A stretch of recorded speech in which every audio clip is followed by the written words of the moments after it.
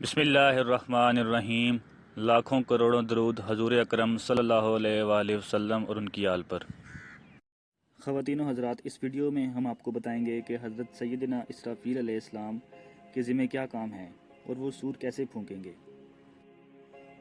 بہار شریعت میں تفصیل بیان کی گئی ہے کہ جب قیامت کی نشانیاں پوری ہو لیں گی اور مسلمانوں کی بغلوں کے نیچے سے وہ خوشبودار ہوا گزر لے گی جس سے تمام مسلمانوں کی وفات ہو جائے گی، اس کے بعد پھر 40 برس کا ایسا زمانہ گزرے گا کہ اس میں کسی کی اولاد نہ ہوگی، یعنی 40 برس سے کم عمر کا کوئی نہ رہے گا اور دنیا میں کافر ہی کافر ہوں گے، اللہ کہنے والا کوئی نہ ہوگا۔ کوئی اپنی دیوار لیستا ہوگا یعنی پلستر کرتا ہوگا، کوئی کھانا کھاتا ہوگا، غرض لوگ اپنے اپنے کاموں میں مشغول ہوں گے کہ دفتن یعنی اچانک حضرت اسرافیل علیہ السلام کو سور پھونکنے کا حکم ہوگا۔ شروع میں اس کی آواز بہت باریک ہوگی اور رفتہ رفتہ بہت بلند ہو جائے گی، لوگ کان لگا کر اس کی آواز سنیں گے اور بے ہوش ہو کر گر پڑیں گے اور مر جائیں گے۔ آسمان، زمین، پہاڑ، یہاں تک کہ سور اور اسرافیل اور تمام ملائکہ فنا ہو جائیں گے۔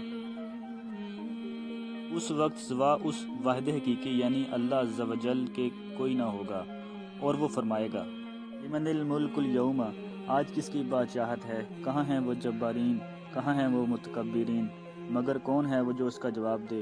پھر وہ خود ہی فرمائے گا، للہ الواحد القہار، صرف اللہ واحد قہار کی سلطنت ہے۔